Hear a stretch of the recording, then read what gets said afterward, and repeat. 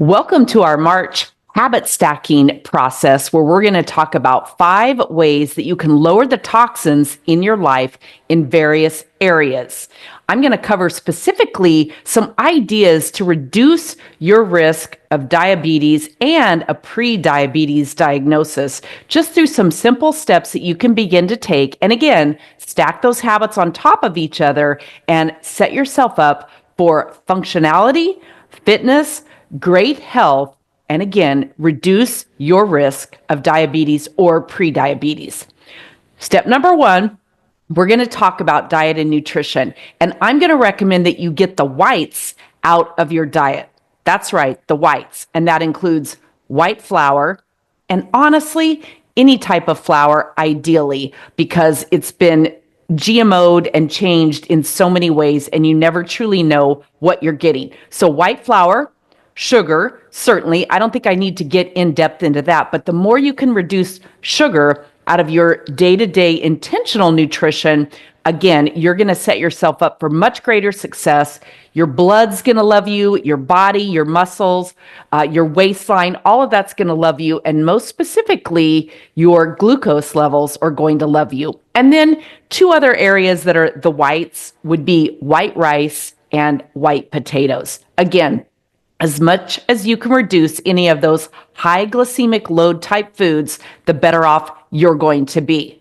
All right, next up is our 5 for 5, my daily habit stacking, where I choose 5 workout movements that I'm going to do 1 minute each for 5 minutes. And then ideally, I like to do those 5 times during the day. But if you just get in 3, that's great, or even 1. Now, one other thing that I want to add on to that is to really focus on movement this month. And that is 3 times a day. I want to really encourage you to stand up, get up, and just walk for 15 minutes. And the reason I say 3 times a day is because ideally you're going to do that after meals, breakfast, lunch, and dinner. Once you finish eating, even if you just walk around your house, if you've watched any of my videos, you've seen me do that. If you have a rebounder, you can just do light walking on that, walk around your block, but set a goal to get out and move for 10 to 15 minutes following meals. Again, this really helps control the blood sugar levels within your body. It helps your body process what you've taken into it. And it helps with that lethargy that often sets in after we eat, if you kind of get that lull or whatever. So again, I'm going to share with you my 5 for 5, and then I'm going to recommend that you get up and move 3 times a day, 10 to 15 minutes. All right, I call this arms up the wall. It's one of the easiest exercises because you can do it just about anywhere. You just basically squat your legs down. You can't see mine, but I'm squatted down. And then you're just going to lift and lower your arms, keeping them flush up against the wall. You do this 12 to 20 times, and you will definitely begin to feel it. Now, as you get a little bit more advanced, you can add weights to that if you have a set. If not, no worries. But you start with the basics, and then you habit stack, and you build on. Now, if you don't have weights, stay tuned. 2 water bottles, roughly a pound, I'm guessing, maybe slightly less. But again, it's just a little bit more. So you're going to lift and lower. Definitely do it a minimum of 12 times if possible, and work yourself up to a minute. Now, in one of our earlier videos, we talked about doing the bridge. So now we're just going to stack on top of that. Again, habit stacking, we're going to expand that just a little bit. So I like to use my little ottoman as my workout bench. You're just going to come up like this, and you're going to lift and bring your leg up toward your shoulder. Down, up, other leg. And again, this is one that most people will have to build up to a full minute. But again, you do you. The whole goal is to make sure you're getting your 5 for 5 for 5. That's the bridge to shoulder move. And yes, I do have Christmas socks on. Now this is one that we're definitely going to do for the core, and it's just side twists. Again, slowly, keeping your hips facing forward. The whole goal is to move at your waist and go as far around as you can, because like I've shared before, this keeps, or rather maintains, your functional movement, helps your core strengthen. You'll begin to feel it in your abs if you haven't worked your abs a lot, but that core strength is what's so important as we age to make sure that we're stable on our feet, stable sitting, that we're less likely to take a tumble and fall. And if for some reason we do fall, it helps our recovery when those parts of our body are strong. Now, a second one that you can add for your abs is just to do side to side. So I usually do one side first, and you can either do it for 30 seconds. Okay, you're going to do that for 30 seconds, or you can do a full minute. Either way, then you're going to switch to the other side. But again, as you build on these, you can add more weights. I have my 8-pound weights, I have 10-pound weights, and I just simply add to those. So that's a great core ab workout that you can do. Now this one could be a little trickier and take some time to build up to, but it's going to be push-ups. And like any of them, you can use your knees, so you don't have to be straight out like this. Do you first.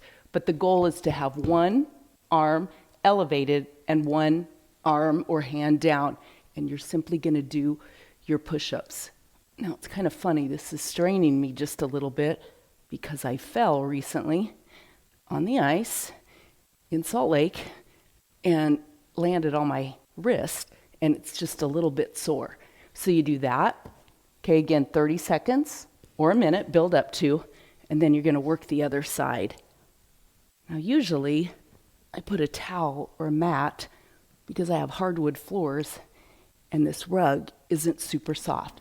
But again, the goal is one hand up, one down, and you'll begin to see as you work that and do the alternate, it really creates a different sense of working all of your upper body in a totally different way. And then the final exercise in our 5 for 5 are deadlifts. And deadlifts are really designed to work your glutes and the backside of your legs. And these are great. You can either keep your feet together or take them shoulder width apart. I'm using 8-pound weights for a total of 16. You can start with nothing, and you can also use barbells for this. So the whole goal is just to lower down slowly and come up. And again, notice I'm not bending my knees, but I'm also not straining. So it's not designed to just power down as fast as you can, or even to touch the floor if that's not in your range to begin with. But you're gonna let it settle down at the bottom for a bit and then come up. And again, the goal is 1 minute to do these. So it would just be down, hold for 2, up for 2, down, hold for 2, up. And again, set your timer, do it for a minute. And that is this month's 5 for 5 for 5. 5 exercises done 1 minute each for a total of 5 minutes. And the goal is to do it 5 times a day. All right, the next thing I want to talk about, because we're moving into spring, are sunscreens. Our skin is super sensitive to a lot of sunscreens. And unfortunately, over the years, as sunscreens became marketed as the cure to prevent cancer and a lot of that, what we didn't really factor in, what science didn't factor in, and has been factored in now that years and decades and testing has gone on, is how much some of those sunscreens are hormone disruptors in our body. They say that your skin is the biggest organ in your body. I think I heard somewhere recently that it's actually the second biggest organ. But keep in mind that most things that we put onto our skin do penetrate to some level into our bodies. One of the things that I always have people do to test this is rub a little bit of essential oil, even garlic, If you have garlic, rub it on the bottom of your foot and then wait just a little bit. And typically you will taste it under your tongue in pretty short order. I've done this with lavender, with tea tree. I do it with zinc, magnesium, a lot of different things, but you can definitely taste it. And that's one of the things that I used to do with my children when they were little and they would start getting the sniffles or something. I would rub garlic oil on the soles of their feet and then, have them let me know once they could taste it. So be careful with sunscreens. I like to do what I call 30 and 30, and that's 30 minutes aside, 30 minutes on my front, 30 minutes on my back with no sunscreen. You can use coconut oil, which does contain a certain level of natural sunscreen. You can go to citations.lowertoxiclife.com to find the research and the data on that. Now, I want to caution you, that doesn't mean slather on a bunch of coconut oil and go hit the beach for a full day. I'm talking 30 minutes aside to begin to develop what I call a sun scar. Now, that word scar may, cause some fear among some people. But what I basically mean is just like we lived in the pioneer days, the cave woman days, as I like to call it, we didn't have sunscreens. We didn't have all that. And the sun was out there. The sun is actually really good for us. You've probably heard me talk about morning and evening sun, which I'm going to get into here in just a minute. But it's so important as just part of our natural circadian rhythm that we are designed to experience as humans. Animals do the same thing. I don't know if you've observed this with any of your animals, but my black lab will, about 2 hours or so after he gets up, we get up, he will paw at the door and he'll go lay out in the sunshine for usually about 20 minutes, maybe 30 minutes, and then he wants to come back in. And that is his natural instinct as an animal. With the way nature works, the sun is beckoning him to come out. The sun is also beckoning you to come out and be out in it. And unfortunately, we tend to cast that aside as science, and I should say marketing, has superseded what our natural instinct is. So be careful of those sunscreens. Now, make sure if you are engaging in sunscreen, and I'm going to link my video below that talks about it, but do a full spectrum, do a zinc oxide, do something like that. Be very careful of the chemicals that you put on your body. All right, number 4 is to read. Reading really does help reduce stress. Now, I'm not talking about a Stephen King horror novel or something like that. And I mentioned earlier this month, The Artist's Way. This is a book that I'm revisiting.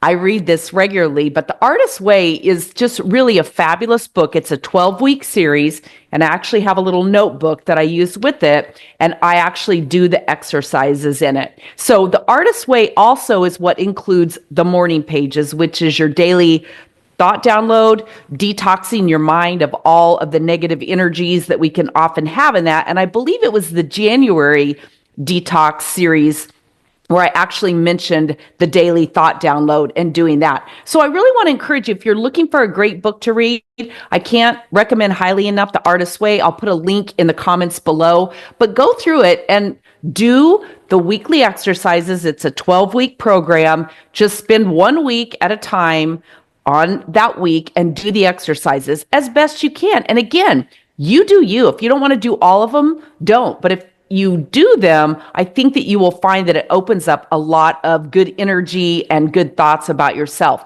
One of the exercises that's in here, I can't remember if it's the first week or the second week, is one of the things that she has you do is name some different things you would do or would have done if you could choose a different career path. Now, for me, just like on this channel, I've mentioned before, I have my inner Rachel Ray, and I love to cook. And honestly, it was part of The Artist's Way and really thinking, why am I not cooking? I may not ever end up as a celebrity chef on the Food Network, but I am capable of bringing people into my home every single week or as much as possible and do live cooking, do demo, do all different things with my videos to help people understand the power of good food, good nutrition, and home cooking. Not necessarily difficult home cooking or super elaborate recipes, but good home cooking.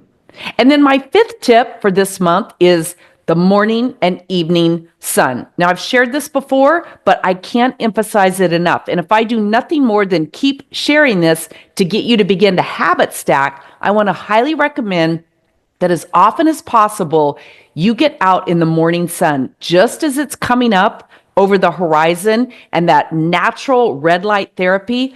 Don't put your contacts in, don't put on sunglasses, don't wear your glasses. Get out and allow that natural red light to just permeate your eyes, your body, and your soul, as I like to say. And you can do the exact same thing in the evening. Get out for 10 to 15 minutes in the evening sun. Again, no sunscreen, no sunglasses, no contacts. Just get out there and gaze off into the distance and allow your body and the natural cortisol levels that are released in the morning and then subside in the evening. That's your body's signal that it's time to go to sleep. All of these are great techniques in the morning to wake your body up, to get your natural rhythm going so that calorie burning and all of that is taking place. And then in the evening, that's nature's way of telling you it's time to start winding down and reset to get ready for sleep. And I think like anything, you'll find that this habit stacking works. The more you do this on a regular, consistent basis, the more you're going to set yourself up to sleep better, live better, eat better, reduce and release some of that weight that you might be holding on to, and enjoy your life, whatever stage you're at. So make sure you watch this next video coming up for more of my non-toxic healthy living habits. Make sure you're subscribed to the channel. Give me a like, leave me a comment of which of these you're already doing, which you might try, and any recommendations you might have for me and the community. And make sure you grab my guide at lowertoxiclife.com.